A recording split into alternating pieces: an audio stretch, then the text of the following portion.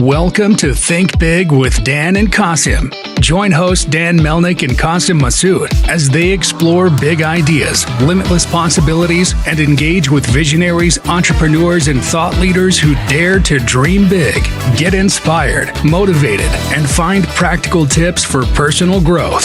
Think big, dream bigger, and ignite your potential.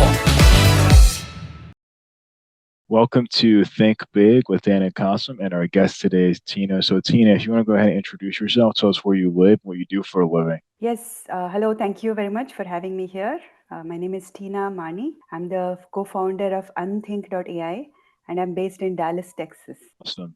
So can you tell us more about Unthink.ai and what you guys do, and actually even how you got the idea? Sure, yes.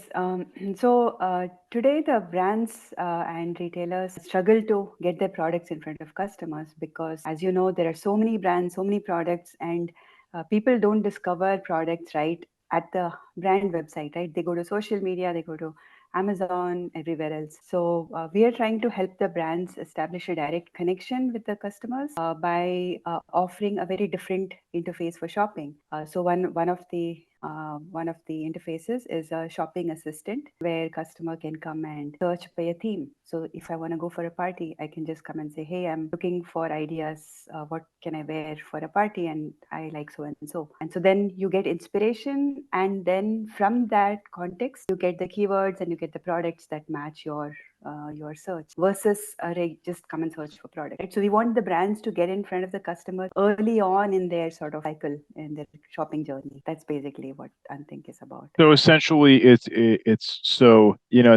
helping kind of create more of this brand awareness because, as you mentioned, it's like a very competitive space. So is it using AI to? I mean, so where does the AI come into play? Yes, so the AI starts all the way from the generation of the ideas, and like if you use Chat GPT, then the responses are very generic, right? So what we do is we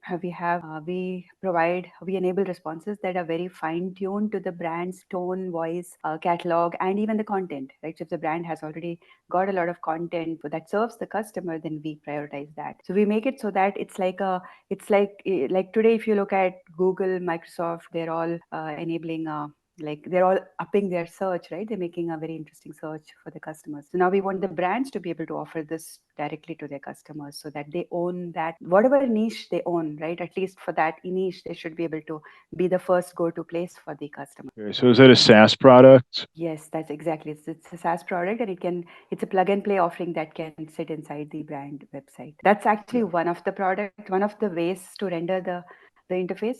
The other one is the brands can also invite their content creators to pre-build collections of products that can be served to the customer. And this can be done either on the brand website or on a partner website. So for example, the brand can invite influencers or publishers who have their own blogs to create collections of products that serve certain needs and publish them directly. So that's sort of like it's the same product, but in a different rendering. Awesome. So as of right now, how many customers do you have? So we are so we've been working in a different business model where we weren't serving the brands directly, but we were working in an affiliate model. So we have worked with about 85 different brand catalogs with 1 million products, and we've published microsites on different pages. So we ran that as the way to make sure that our technology works and it serves the purpose that we want it to serve. Now we've just started our journey to go and acquire the direct brand connections and offer it for the brand. So in this avatar, we don't have any live brands yet, but we have many in the pipeline. Like we have several discussions at several stages going on. So in the past, you're working white label essentially through an agency, and now you've pivoted into directly trying to work with clients and serving them in a way where they're familiar with you as your company. Not exactly agency. We were working through affiliate partners. Yes, right. Now we want to offer this so that the brand can own it. Right. Earlier it was like an open network where multiple brands could be present in this showcase. Now it's like we want to let each brand have their own space, their own build it as a solution for the brands, for their customers and their content creators. So the business model has completely changed. This was sort of our plan initially, but we started with plan A because we wanted a way easy way to get into the market and basically prove out the product and get the feedback first before we go out to the corporate brand. Makes sense. So what does the pricing model look like for your company? We are still working that out with it depends on the brands, and the factors are basically the number of products, the number of content creators, that is the users, the number of the user traffic that will come, because all these factor into how much work we have to do and how much capacity we have to enable, right? So it's pretty much like depends from brand to brand. We have a formula, but then it's all usually, and right now we are at the stage in the market where this is still early, right? I mean, brands are still not sure AI good or bad. We need it, we want it, but so we're still in the experimental mode where we're trying to find out what use cases are most interesting to start off with, or how to render it on the brand side. Do they want to put it on their site? Do they want to put it somewhere else? There are a lot of. We are actually looking for pilots. We are looking for customers that would come and work play with us, including you guys, right? Like if you I know you guys are in the same space, and we are always looking for collaborating partners. Yeah, sounds good. Yeah, like for us, it's sort of similar but a bit different. I mean, we're focused more in the AI chatbot space, so sort of kind of similar, but it's more of like training the models on machine learning, to have like a live conversation. So there definitely is some crossover. I think the thing is, and you've probably realized the same thing, I think that every company trying to figure out the best use case for AI when it comes to their brand. I think it's just to your point, some people are in this position where they're just kind of anti and they're like, oh, I don't want to take away the human touch. And some people are all for it. So I think it's a matter of figuring out the best way to serve customers and the best way, I think, to convince people about, how AI can bring lots of value for their business. Yeah, I'm an absolute believer, right? I mean, if you can do something easier, then why make it harder, right? I mean, like if you're going to take like a week, or if you can get customers to convert right away, then why would you do it the hard way? So I think customer experience is almost like a no-brainer as an application for AI. I think the moment you take out the friction from discovering products, it's going to become delightful for customers. And if the brands don't do it today, then Google and Microsoft and Amazon are all going to do it, and the brands are going to work harder and harder and harder to appear there, right? So I totally believe that like we are on the right track. It's just a matter of getting quickly onboarded, all the brands that are interested in this kind of an offering. No, 100%. I think it's, the brands that are going to adopt or companies that are going to adopt are going to be in a good position. The ones that aren't are just going to be left behind. I mean, it's Yeah. really because at the end of the day, I don't believe that it's going to take jobs away. I think it's really just going to help make jobs easier and change jobs. And so, Yeah.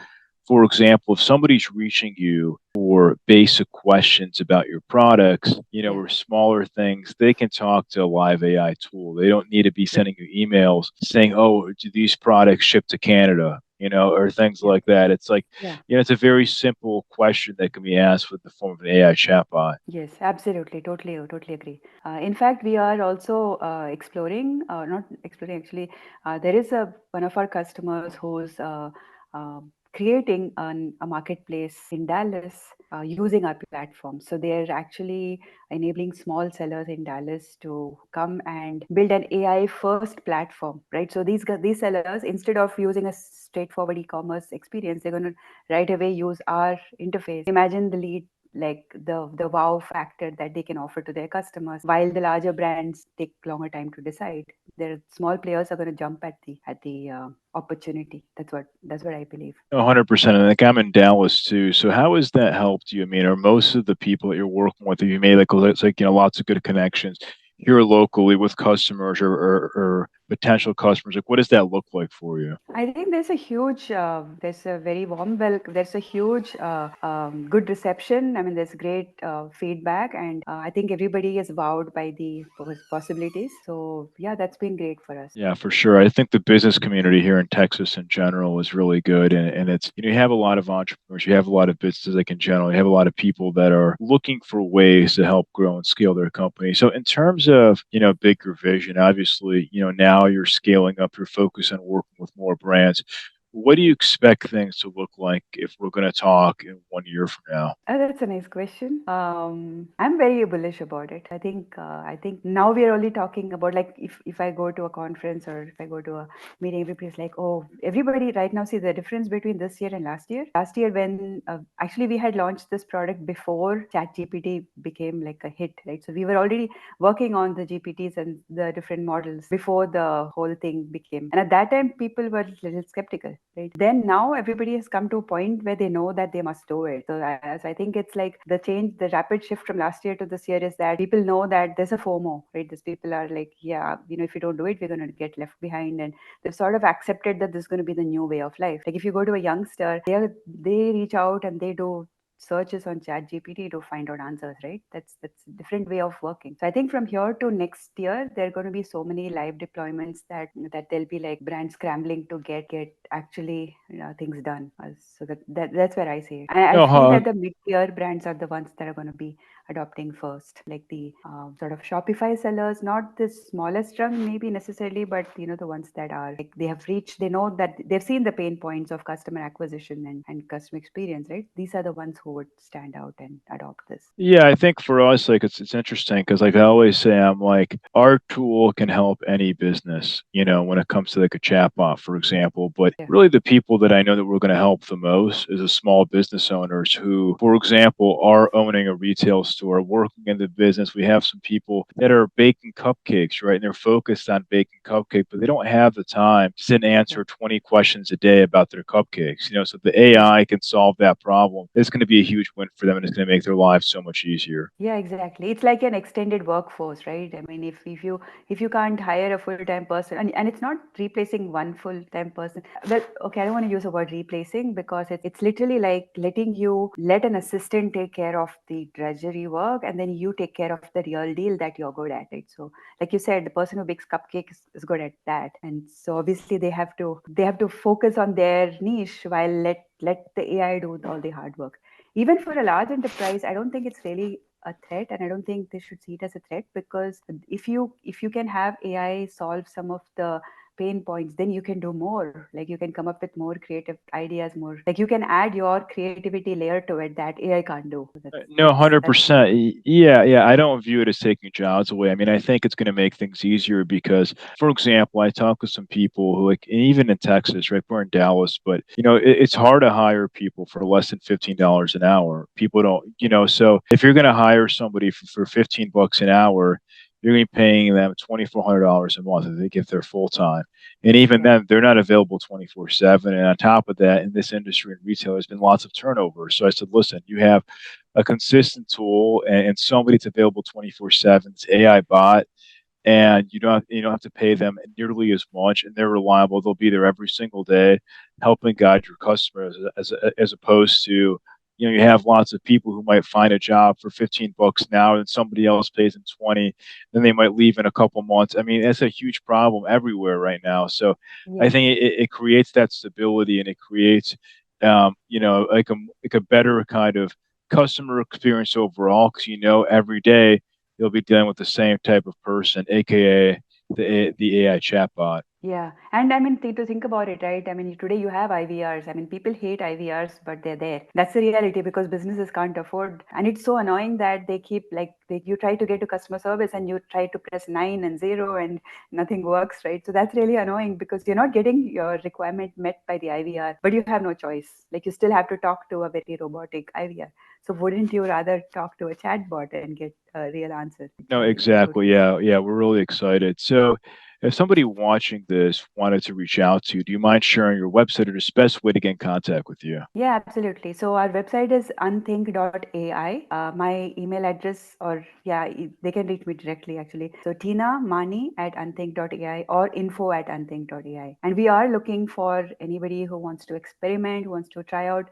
We offer pilots at different scales, like whether it's to try out something for 2 weeks or a month or whatever, right? We are very flexible in terms of how we work with the retailers and brands, and even with collaborators like you. I super appreciate that you're in the same space and we talk and we discuss ideas. So that's awesome. Sounds great. Well, Sina, thank you so much for your time. I really appreciate it. Thank you so much and been a pleasure talking to you. Thank you. Bye bye.